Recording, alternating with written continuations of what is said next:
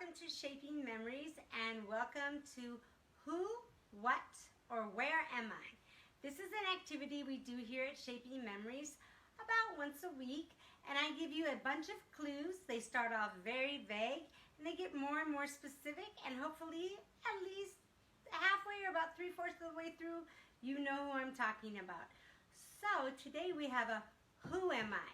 So we do have 21 clues today, so let's get started. Clue number 1. I was born in 1957.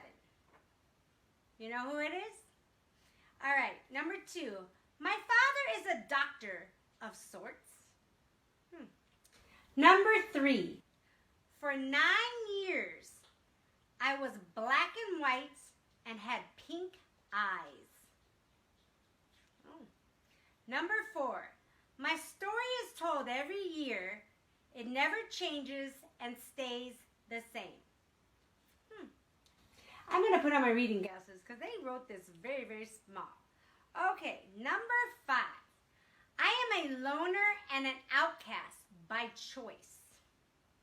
Number 6, I have a 100% rating. Number 7, my story became a TV annual sensation. Number 8, my father's mission was to combat holiday consumerism. Are you getting who it is? Number 9, I am a 2-time Emmy Award winner. Number 10, in 1968, I won a Grammy. Number 11, I am always angry and grumpy.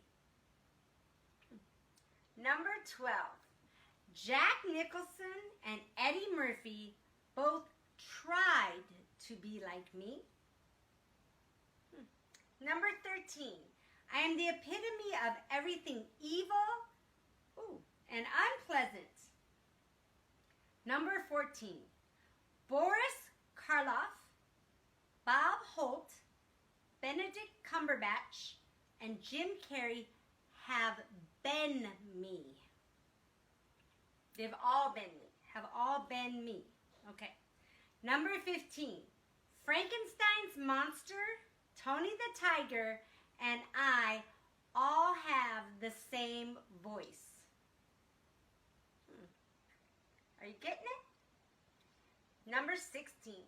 My first home was at CBS, many others in between, and I now reside at NBC. Number 17. I turned green in 1966. I think you might be getting it now. Number 18. I have a skinny dog named Max. I think that was number 18. I have a skinny dog named Max. Number 19. The people of my town are all who know each other.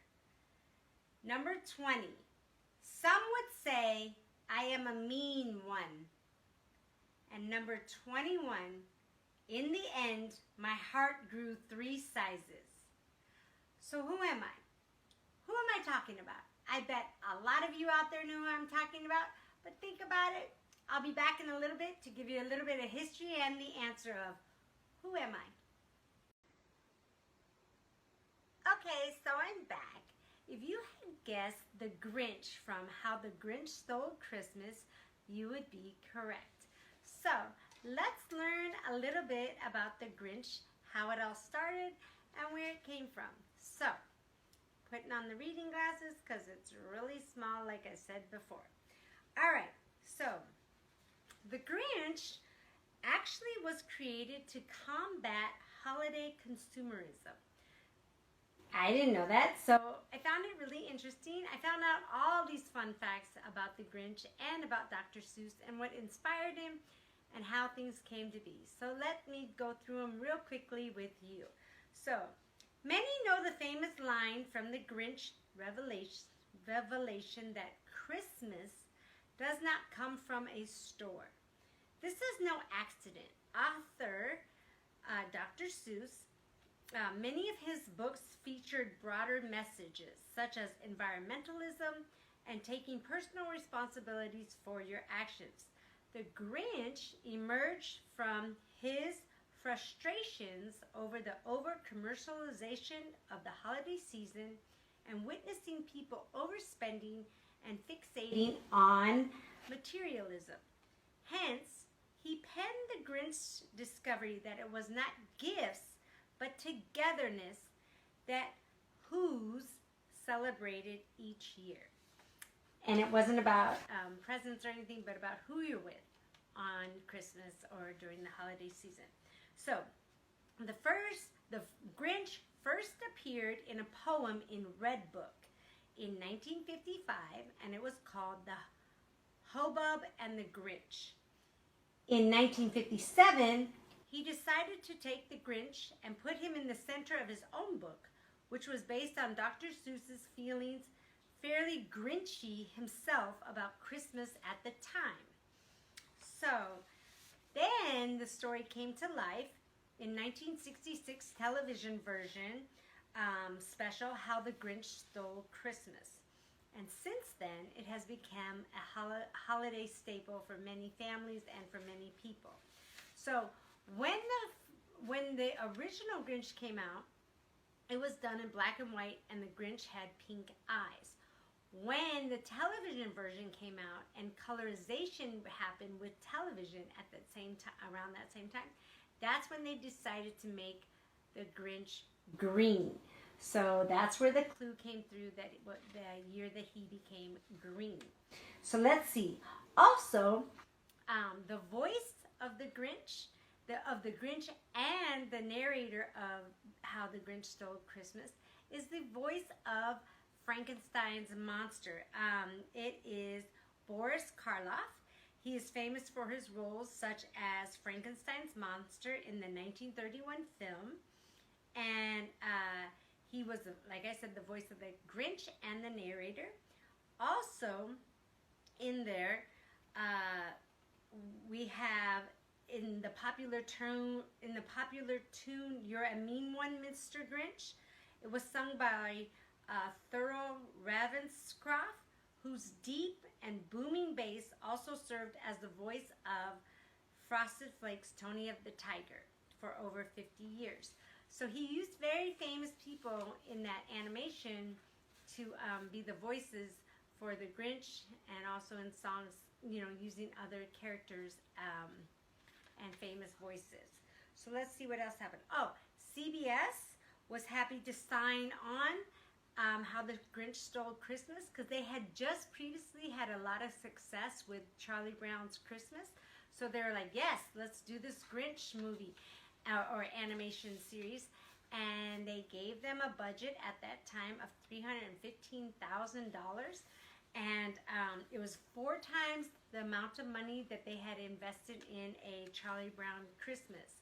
So the Grinch started out at CBS, and then it went to all the different networks like the WB, TNT. They went to a lot of different networks, but currently it is now at NBC. They are the ones who have the Grinch, How the Grinch Stole Christmas. Let's see. What else was there? It also was at ABC, and now it is at NBC. Like I said, currently, when one of my clues was 100% a rating, currently How the Grinch Stole Christmas has a 100% rating on Rotten Tomatoes, and it is on the top of that. It's on the TV Guide's ranked as the best holiday special of all time. Wow. And then, let's see, it did win Grammys. Odd Things will win Grammys here and there. So after all, the Grammys have categories like Best Children's Album. The winner in 1968, that would be Dr. Seuss's How the Grinch Stole Christmas, a recording of the special. The win was specifically given to Karloff. And then in 1977, The Grinch swapped holidays. He popped up in an ABC special, Halloween is Grinch Night, a prequel about the Grinch haunting the Who's on Halloween. Notably, it won an Emmy. I've never even seen that, but apparently it won an Emmy. Then in 1982, we got a world when the Grinch Grinches the Cat in the Hat. That also won an Emmy. So there were two follow-ups. One was Halloween is Grinch Night and the Grinch Grinches the Cat in the Hat.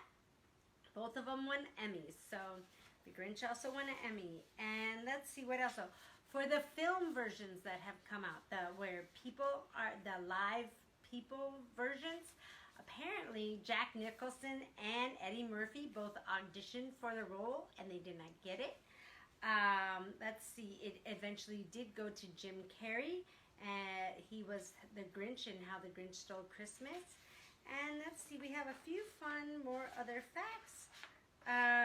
In 2000, Ron Howard directed a live action version of How the Grinch Stole Christmas, and that is the one that starred Jim Carrey. And then in 2018, the Grinch returned to the animation realm, and this time Benedict Cumberbatch voiced the Grinch.